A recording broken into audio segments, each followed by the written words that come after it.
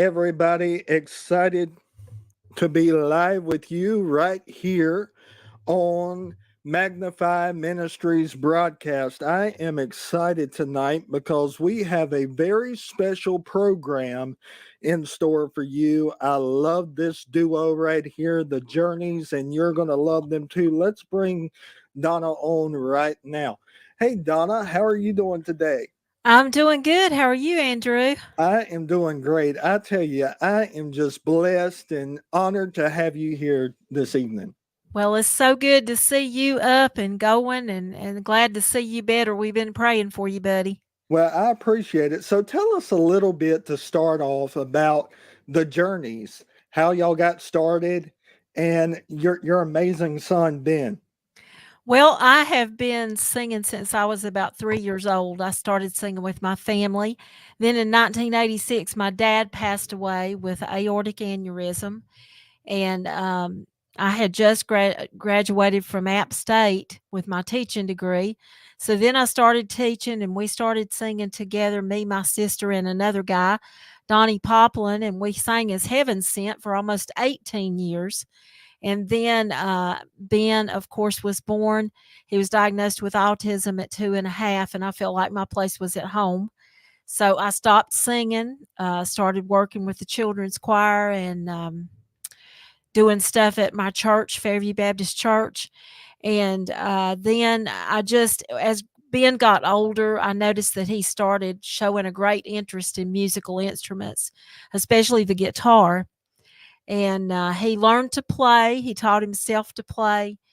He taught himself piano. He plays piano, guitar, bass guitar, drums. He can play a little bit on the banjo. Basically, Ben can play just to get a tune out of about anything he picks up. So I was sitting at church one Sunday and a group of singers were singing and they had asked, could Ben get up and play the guitar with them? And I said, sure, if you think he can do it. So he did. He got up. I'll never forget that. He played Farther Along with that group. And something just said to me that Sunday, not something, but the Lord said to me that Sunday, if he can do that with you, Donna, he can do that with them. He can do that with you, Donna. So that's how the journeys got started. We've been going since 2012 and still going strong. Coming up on, my goodness, what, 11 years, I guess. Wow, that is amazing. So share with us a little bit about when you found out that Ben had autism. What emotions went through your mind at that time? Oh, my goodness. Well, I had lost a child right before Ben. I was about 12 weeks, expecting about 12 weeks, and lost a child. I'm an insulin dependent diabetic. And at that time, I was already over 30 years old. So he was born in 1994. And I started seeing things that just wasn't right. I was a kindergarten teacher, so a lot of the things that I was seeing was not right for development of a child.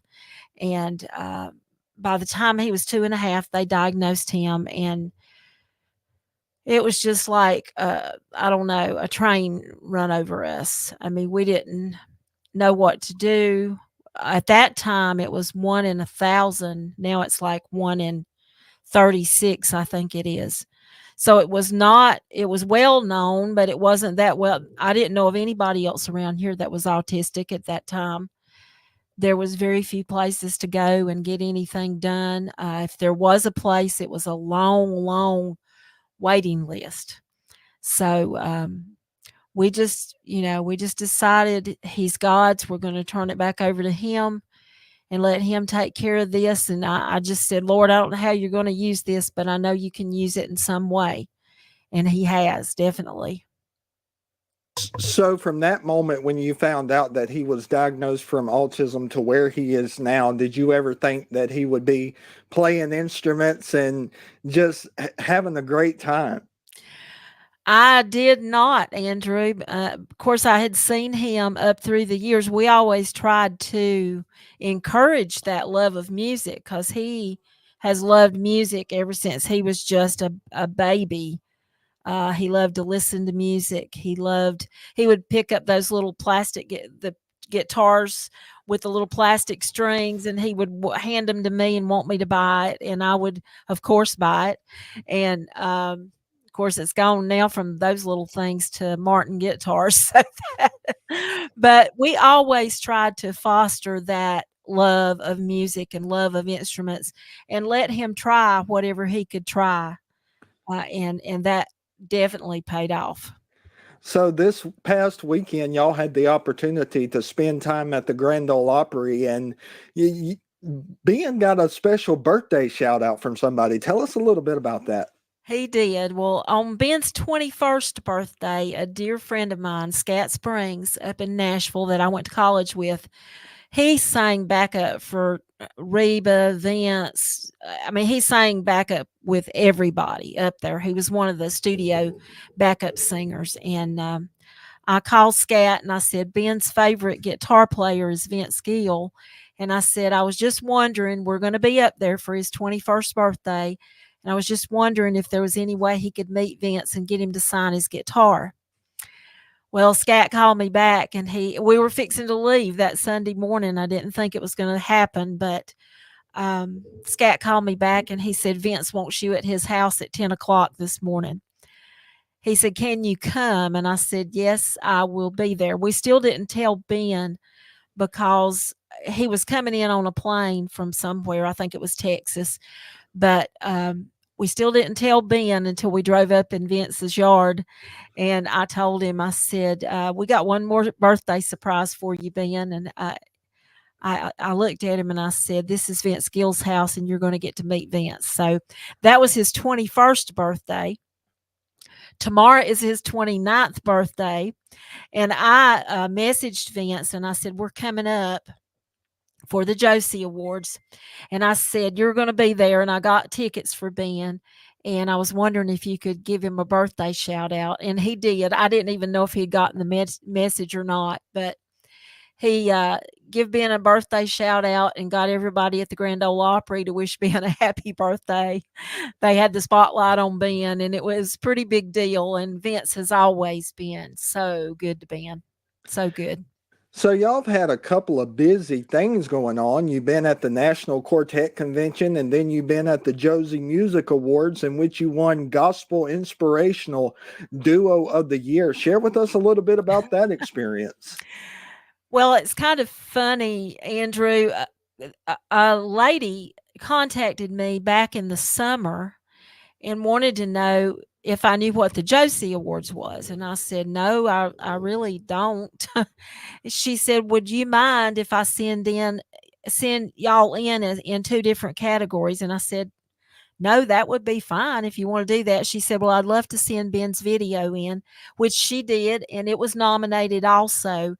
But there was like 25 other videos up for that video of the year. So we did not win that. But the duo of the year, we were sitting there. We'd sit there. It was a 4-hour awards program. Of course, Ben was fine. He was in the Grand Ole Opry House, and he didn't care. He was enjoying it. And they had, of course, music, it's all different genres of music. It is not just gospel. It's all kinds of music. And we were sitting there, and we didn't win the video. So I looked at Greg about 3.5 hours in, and I said, I'm about ready to go. Are you? And he said, we better wait. He said, I just got a feeling we better wait. So we did. And then this was a complete shock, Andrew. I mean, I was like, I had not prepared anything to say because I didn't think we were going to win it. I really didn't. First year nominated. I guess I just didn't have much faith. But then they called our name, and I was like, oh, Lord, you're going to have to tell me what to say because I don't have a clue. So walking up the steps, I was praying, going all the way up those steps. Lord, give me what to say, and he did. You know, it's an incredible thing that the Lord just catches our mind. It's like off guard when we're not expecting it. That's when it's just like most likely to happen. Well, and they told us after 30 seconds they would cut us off. which I think mine, I looked at it a while ago and it was a minute and 1 second. They did not cut me off. So I guess I was blessed. But I Wow. think for the time that I had, the Lord just really condensed it and let me get it all in that I needed to say to them that night. So I understand y'all have a brand new single out. Hold on, Jesus will come. Share with us a little bit about the message behind that song and what inspired you to record it. That is an old song that the Hayes family, not the Milan Hayes family, but the old Hayes family. Milan, his two sisters, and his mom and dad. I got to know them when I was in Boone in college, and I've always loved this song because they did that in their concerts right at the time that my dad passed away. And if you know that last verse of that song, you know that that just really spoke to me every time I would go hear them sing, which was quite often. And I just, when we started to record this new CD, I brought that old album out and I thought, I want to do that because I've always loved that song and it ministered to me during that time that I had lost my dad. And we did it and it ended up being the single that we sent out, the first one off the new CD. That's awesome. That's awesome. So let's talk about life off the road a little bit. Share with us what some of your favorite pastimes are when you're not on the road. Well, I'm a DJ for New Journey Radio, so I actually do, let's see, the Blue Ridge Gospel Showcase 2 days a week at night, and now I'm doing Mayberry Mornings with Donna, which is 2 days a week in the morning, early morning. You have to get up early to catch that one. I also tape a program that I send in to about 8 or 10 different stations all over the country, and I do a lot of radio, so that's kind of a hobby. Ben's picking it up. He loves to come in and do his song pick, and Greg helps me, and we just have a good time. At this building that you're seeing right now is Ben's music room. Of course, as you can see, we painted the back wall like the Grand Ole Opry, so there you go. He's always loved the Grand Ole Opry.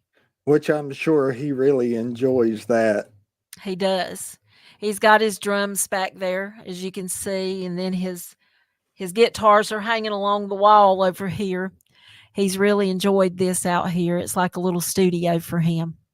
So the holidays are coming up, and one thing that I like to ask each artist that comes on is, what is a favorite pastime tradition or something that you enjoy doing now with your family?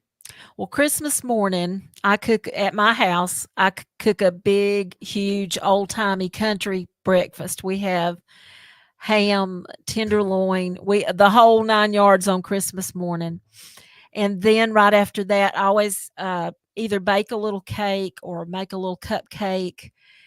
And Ben, from a baby up, as soon as he could blow out a candle, we sing Happy Birthday, Jesus, and he blows that candle out, and we have birthday cake for Jesus.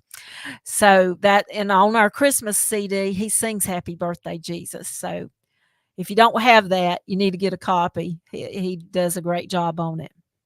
Well, Donna, it has been an honor talking with you. Share with us how we can book the journeys or find out more information about you all. You can go on Facebook. It's the Journeys page. It's a couple of years ago. My Facebook page used to be Donna Bledsoe Journey. Well, somebody come in and took it over. When they took that over, it also messed up the Journeys page. Now, if you want to find me, it's just Donna Journey, and then the Journeys page, not just the Journeys, but the Journeys page. That is us. You can get us there. You can send me a message through there. You can also go to www.thejourneysgospel.org and you can send me a direct message. You can go to the store and see what we've got in there, the CDs and stuff to sell. You can book us through there. So that's the best way. Well, Donna, thank you so much for being the guest tonight. You know I love y'all, and it's an honor every time I get to catch up with you. Well, we love you too, Andrew, and you just keep getting better. Yes, ma'am. All right. Thank you so much. You have a blessed evening. You too. Thanks, Andrew. All right. Bye-bye. Bye.